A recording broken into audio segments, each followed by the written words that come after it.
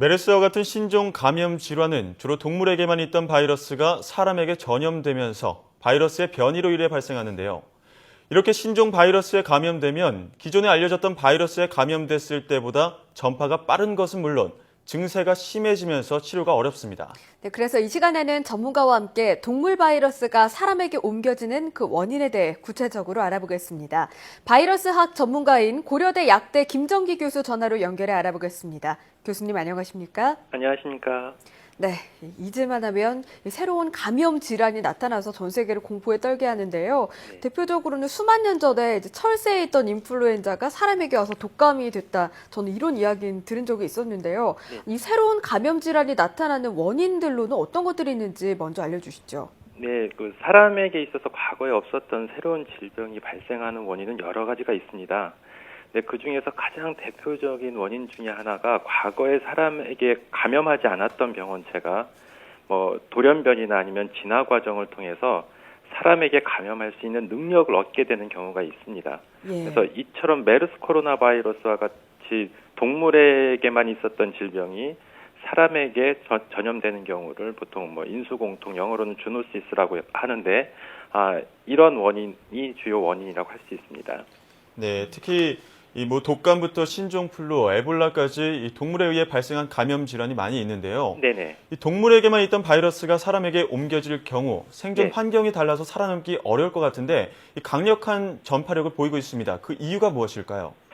이게 과거에는 말씀드린 것처럼 사람에게 없었던 질병이고 사람에게 감염하지 않았던, 한 번도 노출된 적이 없었던 병원체이기 때문에 네.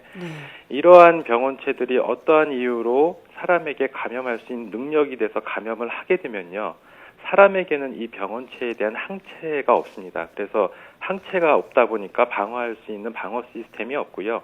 그러다 보니까 쉽게 감염하고 쉽게 전파되는 그런 경향을 보이고 있습니다.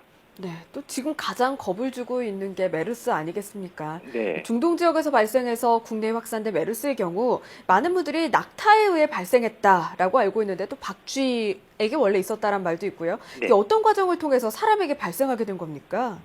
아직까지는 가설인데요. 원래 메르스 코로나 바이러스는 박쥐를 숙주로 해서 서식하는 바이러스로 추정을 하고 있습니다. 예. 근데 이들 박쥐가 낙타하고 오랜 기간 동안 잦은 접촉이 있었고, 이 과정에서 조류 바이러스였던 그 메르스 코로나 바이러스가 포유류인 낙타에 감염할 수 있는 능력을 얻게 된 걸로 보여지고 있어요. 예. 그리고 나아가서 중동 지역에서는 낙타라고 그러면 신성한 동물이면서 또한 사막을 이동하는 주요한 교통수단이기 때문에 낙타하고 사람하고 접촉이 꽤 빈번하거든요. 그래서 네. 이러한 과정 때문에 낙타에 새롭게 감염한 메르스 코로나 바이러스가 사람에게까지 감염할 수 있는 능력을 얻었다라고 할 수 있습니다. 예. 그렇다면 왜 유독 이렇게 요즘 들어서 동물에게만 있던 바이러스가 사람에게 옮겨지는 것인지 그 원인은 무엇이라고 보십니까? 일단은 가장 아까 말씀하신 것처럼 인플루엔자 바이러스가 이러한 케이스로 가장 대표적인데요. 예. 많이들 알고 계시는 H5N1 고병원성 조류 인플루엔자 같은 경우에는 오랜 기간 접촉이 없어도 한 번에 넘어가는 케이스가 희귀하긴 한데 이러한 경우도 있습니다. 근데 다만 일반적으로는 메르스를 포함해서 오랜 기간 숙주와 또 다른 종류의 숙주가 오랜 기간 접촉을 해야 되고요. 예. 이러한 원인 중에 하나는 환경 파괴도 들을 수 있고요. 지구 온난화 과정도 들을 수가 있습니다. 그래서 환경 파괴 같은 경우에는 이제 박쥐와 같이 좀 희귀한 동물들이 서식지가 파괴가 되면은 이러한 그 동물들이 그러니까 사람하고 친밀한 동물들, 가축이나 이런 것들과 빈번한 접촉이 있게 되고 이 과정에서 사람까지 넘어가는 걸로 보여지고요. 네. 또 하나는 바이러스 자체의 특성이 있는데 이 친구들이 특히나 DNA 바이러스도 마찬가지긴 하지만 특히나 RNA 지놈을 가지고 있는 바이러스 같은 경우에는 변이가 일어나면 이걸 수정할 수 있는 기작이 존재를 하지 않습니다. 예. 그러다 보니까 쉽게 돌연변이를 일으키고 있고요. 근데 다만 메르스 코로나 바이러스 같은 경우에는 물론 RNA를 유전자로 가지고 있어서 교정 기작, 그러니까 중합효소 자체는 교정 기작이 없는데 예. 또 다른 효소가 이거를 교정할 수 있는 효소가 존재는 하고 있습니다. 그래서 다행이긴 하지만 어쨌든 이러한 이유로 뭐 사우디 바이러스하고 우리나라 바이러스 사이에 변이율이 크지 않은 이유기도 하고요. 어쨌든 그래도 여전히 RNA 지놈을 가지고 유전자를 가지고 있어서 네. 변이가 보다 용이한 거는 맞습니다. 네, 이 동물에게만 있던 바이러스가 사람에게 옮겨지는 이유에 대해서 이제 자연 파괴를 하면서 야생동물의 바이러스가 노출된 그 원인도 이제 말씀을 주셨는데요. 그렇다면 이 동물에게만 있던 특정 바이러스로 인한 신종 감염 질환을 막을 수 있는 방법 누구나 궁금할 것 같습니다. 그런 방법은 없을까요? 일단은 뭐 환경 파괴를 최소한 줄여야 되는 연구들 그런 것도 해야 되고 뭐 지구 온난화 방지 연구도 해야 되고요. 뭐 지구 온난화 문제 같은 경우에는 실제로 뭐 대표적인 게 댕기열 같은 건데 우리나라를 경우를 봤을 때 지구 온난화되면서 평균 기온이 올라가면 과거에는 이렇게 문제가 되지 않았던 질병, 특히 열대나 아열대성 풍토병으로 여겼던 뭐 황열이나 댕기열, 특히 뭐 에볼라도 마찬가지고요. 이러한 질병들이 우리가 걱정을 안 해도 됐었는데 지구가 온난화되면서 이러한 문제들, 이러한 질병들이 문제가 될 수가 있고요. 네. 실제로 보면 요즘에 메르스 초기 대응 문제가 있어서 현재의 사태를 일으켰다라고 질타를 받고 있는 질병관리본부가 실제로는 평상시에 꽤 많은 일들을 하고 그 연구자들이 하고 계십니다. 그래서 향후 우리나라의 발생 또는 발생 증가되거나 가능성이 있는 질병이나 병원체들 리스트업하고요. 네. 실제로 대비해서 연구를 진행하고 있습니다.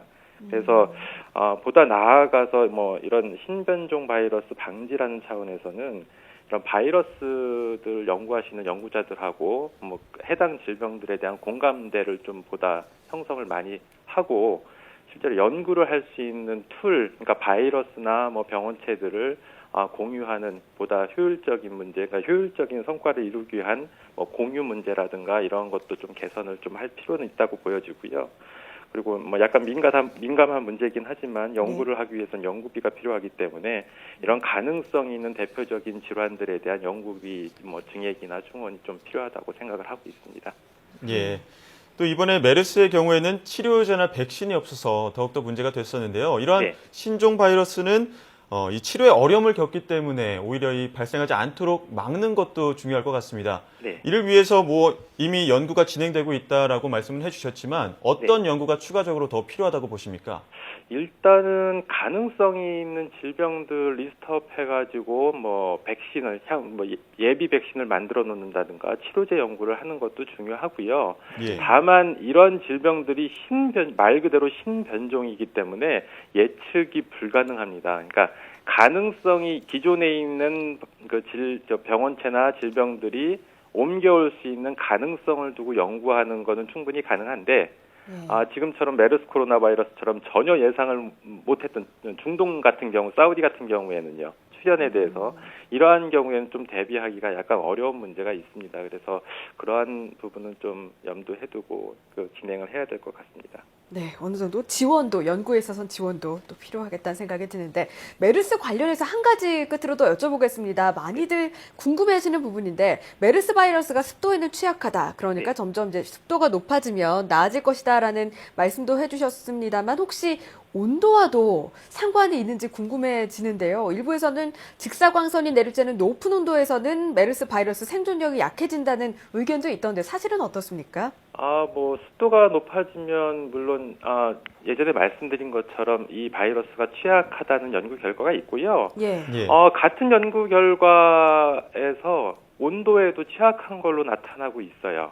그래서 그렇군요. 20도 조건과 30도 조건일 때 30도 조건에서 더 바이러스 생존율이 떨어진다라고 알려져 있고, 그리고 이 30도보다 더 높아지면 물론 바이러스, 특히 호흡기 바이러스 같은 경우에는 온도에 취약한 면을 보이기 때문에 충분히 가능성은 있고요.